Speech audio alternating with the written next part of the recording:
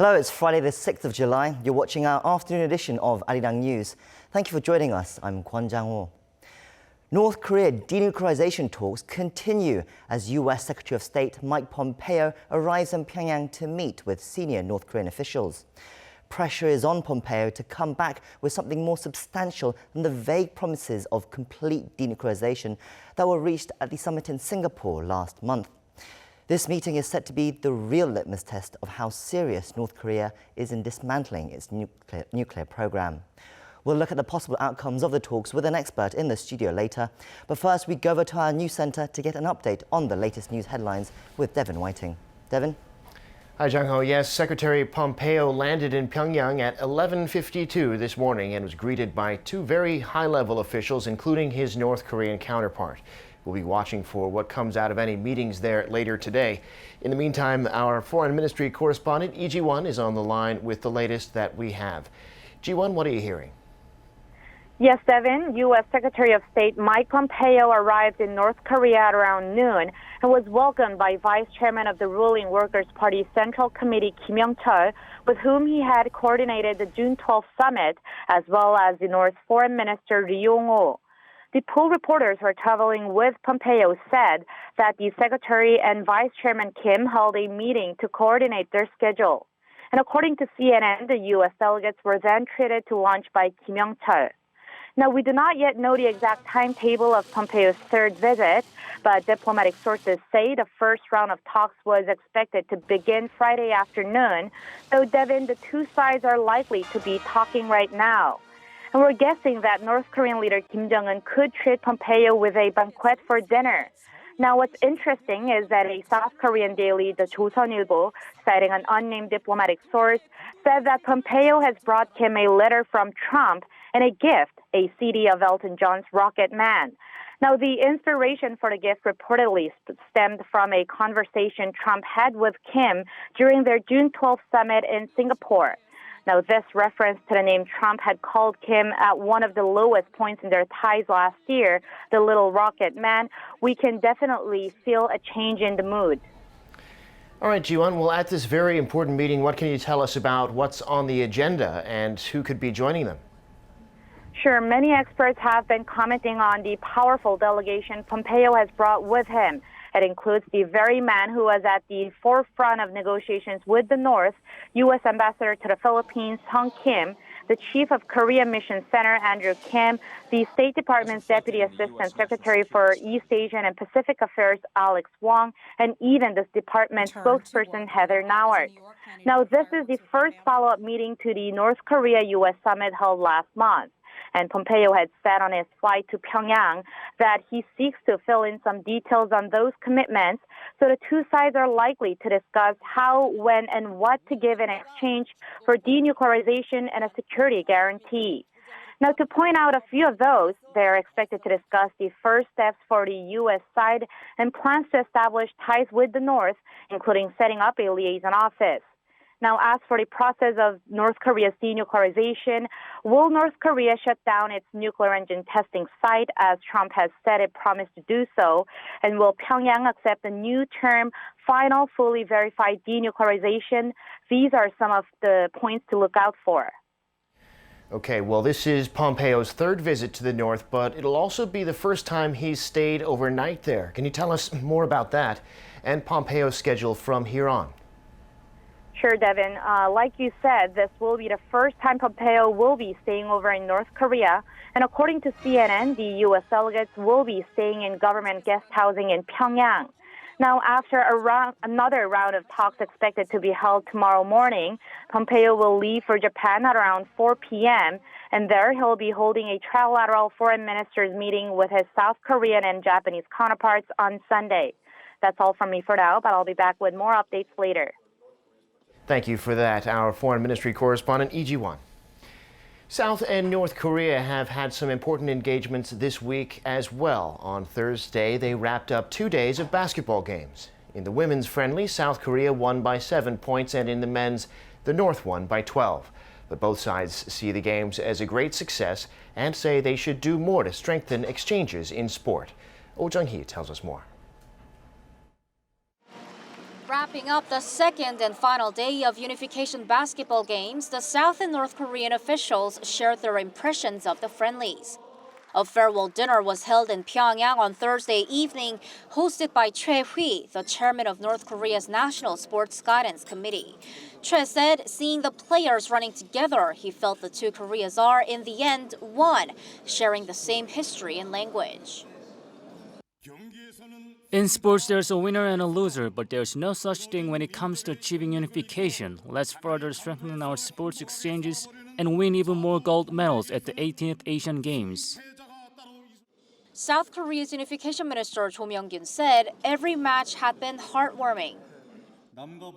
I believe we'll move much closer to reconciliation, peace and unification if the South and the North go together, just like our basketball players did. The two Koreas played 4 games in total, 2 each on Wednesday and Thursday. On Wednesday, the teams were a mix of South and North Koreans. And on Thursday, the games were the South versus the North. This round of inter-Korean basketball games was the 4th in history, the last one having been held 15 years ago. The group of South Koreans who went to the North Korean capital for the event are returning to Seoul Friday afternoon. 오정희, Arirang News. And late yesterday, as the basketball ended, the two sides ended up holding a surprise round of talks on ramping up their cooperation in sports. And it looks like they agreed to have North Korean table tennis players come down south to compete less than 10 days from now. Our Park Hee-jun has the latest. North Korea says it will send a team of athletes to participate in the 2018 Korea Open Table Tennis Tournament, which will take place later this month in Daejeon.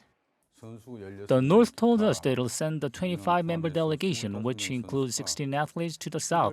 They will arrive through Incheon International Airport on July 15th and depart the same way on the 23rd. The agreement was the result of Thursday's late-night meeting between the vice ministers of Seoul and Pyongyang sports ministries. It comes just 3 weeks after higher-level sports talks were held in June. According to No, who briefed reporters on the details of the discussions, Pyongyang also promised to send a team of 21 North Korean athletes to the World Shooting Championships, which will begin late August in Changwon, Gyeongsangnam-do Province.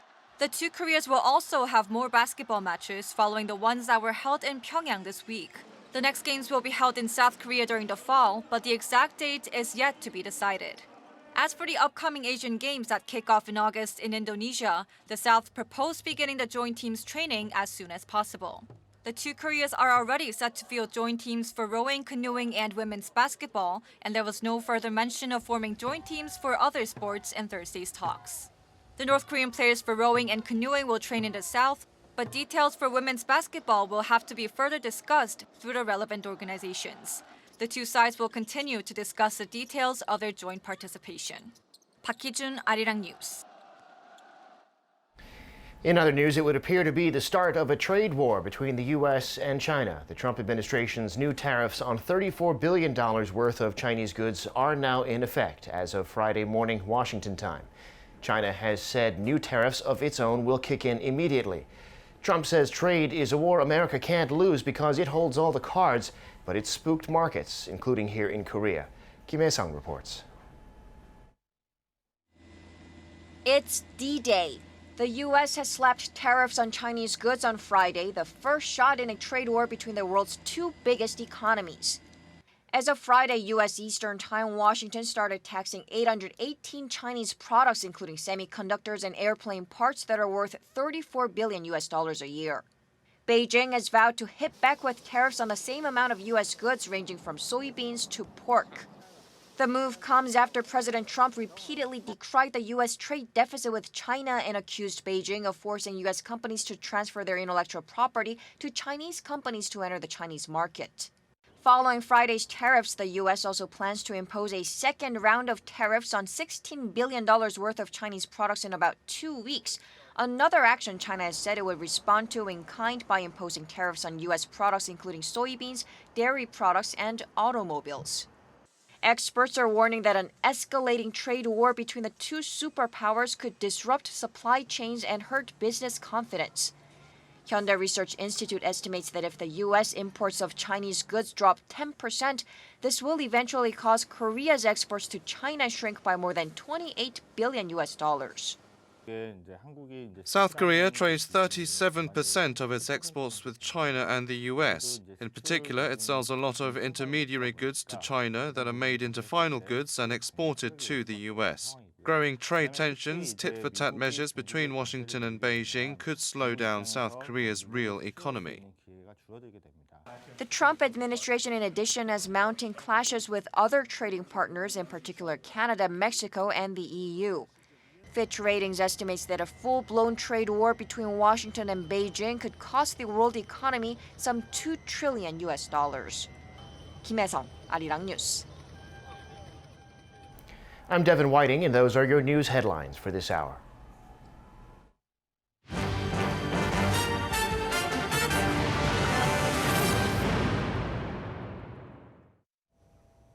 U.S. Secretary of State Mike Pompeo is back in Pyongyang for his third visit in as many months. He's set to talk with North Korean officials to try and make some sort of progress on North Korea's denuclearization process, as well as possibly bringing back the remains of U.S. soldiers from the Korean War. To talk more about this, we have with us today Dr. Bong Young-sik from the Yonsei Institute for North Korean Studies. Dr. Bong, it's great to have you with us again. Pleased to be here. So the U.S. Secretary of State Mike Pompeo is back in Pyongyang, and the schedule that we've heard is that he's met with Kim Young-chul for lunch. Is this a good sign? That there was some speculation of who he was going to meet, but the fact that it's Kim Young-chul, who he's dealt with before, is this a good sign? We have to wait and see, because the ultimate prize of his third trip to Pyongyang, this time he's going to stay in Pyongyang overnight, will be whether he is going to have a serious meeting with Chairman Kim Jong-un on Friday.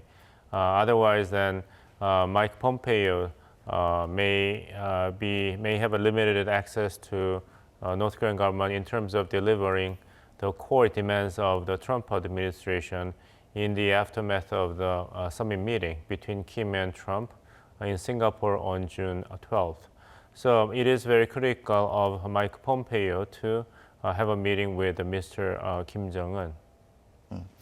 What do you think the aim for Pompeo ultimately for the US, and also what do you think is the aim for North Korea in these talks? Well, I mean, they have opposite aims, to summarize the whole thing in simple terms. The joint statement of the summit meeting between Trump and Kim is notoriously lacking details. It doesn't have any roadmap or specific list of items that North Korea will be required to give up in exchange for security guarantee provided by the United States.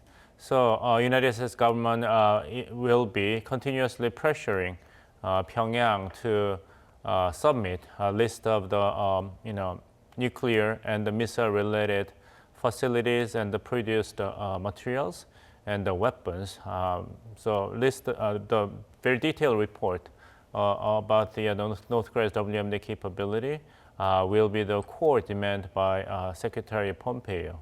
In the meantime, North Korea is going to postpone responding to the demand from Washington as long as possible, because North Korea does not need to rush into undercutting its own WMD capability, which is the critical component of its capability to maintain security and survival. Other more specific items on the table, I expect, will be whether such a meeting, high-level meeting, probably at the level of Secretary of the State, and his counterpart might be Mr. Kim Young-chul, Vice Chairman of the Workers' Party of North Korea, or even Mr. Lee Yong-ho, Foreign Minister of North Korea. Regular events. I think North Korea will balk at this idea. And third possible idea is whether North Korea is going to transfer at least a small number of weapon-related materials or nuclear warheads or missile parts out of the country, which will be welcomed by Washington as a genuine sign that North Korea is going to carry out denuclearization effort. And the fourth item is whether North Korea is going to scrap at least one of the 6 major missile test sites. We heard that Washington would expect the Kim Jong-un government to destroy and disable the Dongchangri missile site, or where North Korea tested the engine for Hwasong 14 and Hwasong 15 using solid engine fuel. And the last item, which has the most probability, highest probability of a success, is return the remains of the fallen U.S. soldiers during the Korean War to Washington as a sign, a token of good gesture by Pyongyang. We learned that Secretary Pompeo is accompanied by 6 reporters. That means that North Korea and United States must have struck an agreement about return of the remains of the U.S. soldiers this time, so that they'll be, it'll be receiving the spotlight of the media of the United States. Yes, you wouldn't take 6 reporters unless you had something to show. But if we put aside the returning of the remains of the US soldiers, you've laid out some possibilities of what could happen. But how likely is it of something like that happening? Because Pompeo is under a lot of pressure to have something bring back to show to the world, to the US media, and to the US people that progress is being made on the denuclearization. I guess the Trump administration will be focused on giving the image of success and progress, as opposed to actually making progress with regard to North Korea's denuclearization. You're correct by pointing out that any progress on the front of the return of the remains of the U.S. soldiers who died during the Korean War is a good progress, and it will be well received by the constituents in the United States and the media, but it has not much to do with actual progress in terms of denuclearization of North Korea. It's just a part of the whole package that was agreed in Singapore between President Trump and Mr. Kim. But people may continuously ask then, where's the beef, right? The main prize is denuclearization of North Korea, not return of the remains of the U.S. soldiers, not exchange of sports teams or joint sports events. Talks are good and the good gestures are good, but at the end of the day, the ultimate measuring stick for the Trump administration should be how much denuclearization of North Korea has been achieved. So yes, and into that goes the timeline as well. The Pompeo and the U.S. Secretary of the State Department has said, we're not going to set a timeline for now, but if demands are asked, if the US does make demands, then of course naturally there would be timelines, wouldn't there be? Well, it's debatable.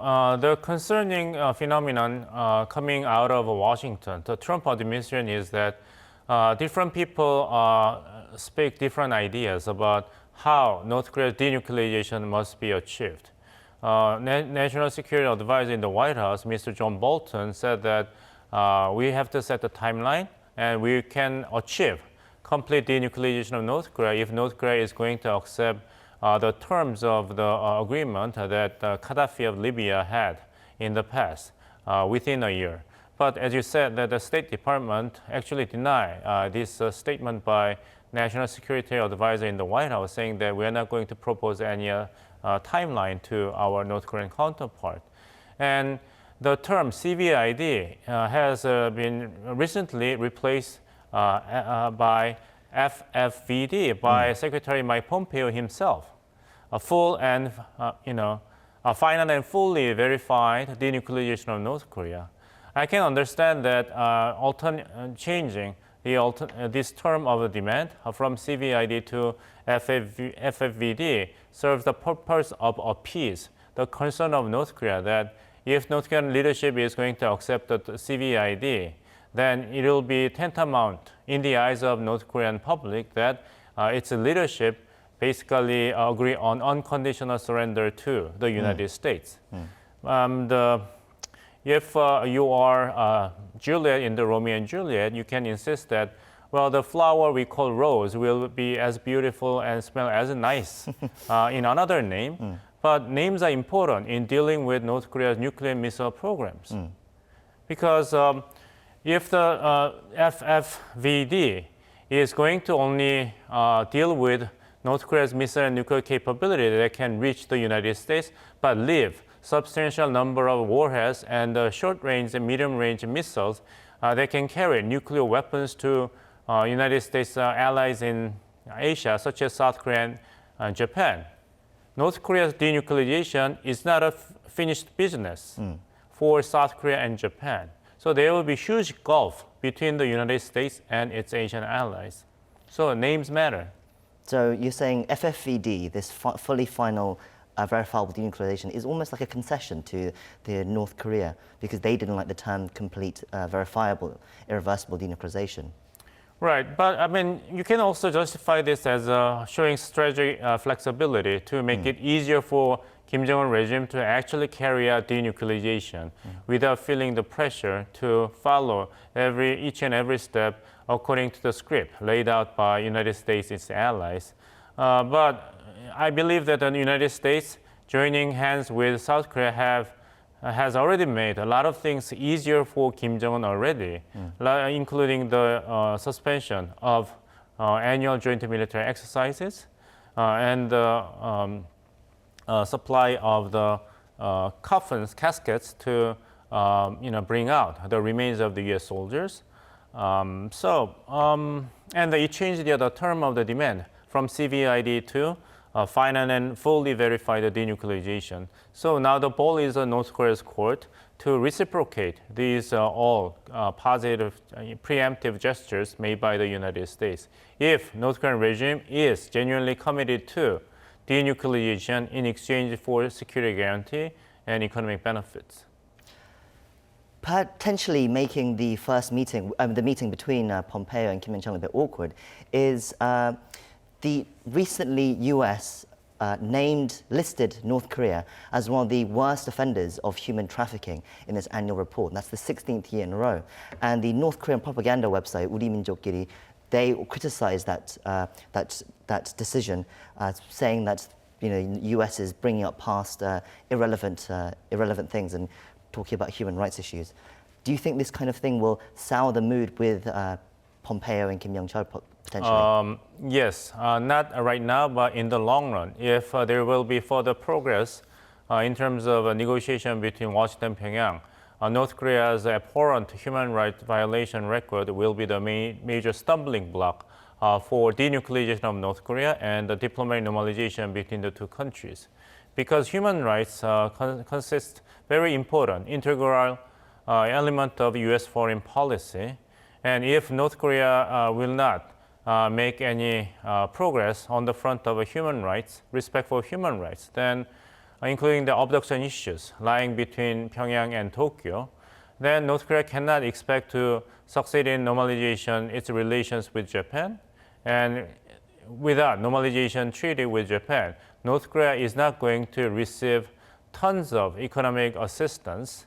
The number is now being talked around 20 billion US dollars because Japan provided 800 million US dollars when it signed the normalization treaty with South Korea in 1965. So in today's dollar terms, the expected restitution coming from Tokyo to Pyongyang, if there will be a normalization treaty between the two countries, will be staggering amount of money, which can be used by Kim Jong-un regime as a seed money to propel industrialization. But without making progress on the human rights violation related to Japanese abductees, Japanese government will find no way to provide that seed money to North Korea, and Kim Jong-il's master plan to bring economic prosperity through rapid industrialization following South Korea's successful model will come to naught. So human rights matter even for North Korean regime to succeed in upgrading the living standards of its people. Briefly before we go as well, you talk about the economics ambitions of North Korea. Do you think North Korea will also demand lifting of sanctions if they do take steps towards denuclearization? Will that be something they'll be discussing with Pompeo? I would expect so. And Kim Jong-un, in his third meeting with Chinese President Xi Jinping, actually sought China's support to lift at least part of the existing sanctions as soon as possible. Because existing economic sanctions keep North Korea bleeding. So in the tight foot race, North Korea does not want to give out any of its missile and nuclear materials and capability to the United States. But as long as North Korea is holding on, then economic sanctions will not be eased. So North Korea's pursuit of the Pyongyang policy, the simultaneous pursuit of nuclear weapon development and economic development, at least 50% of its Pyongyang policy cannot be complete. It's a dilemma for Kim Jong-un. Well, it'll be very interesting to see the developments over the next couple of days. Thank you for coming in today and sharing your insights with us. You're welcome. That brings us to the end of our show. I'll be back next week, but do tune into Arirang News throughout the weekend for the latest on Pompeo's trip to Pyongyang, as well as our other stories from Korea and the rest of the world. Thank you for watching and have a great weekend.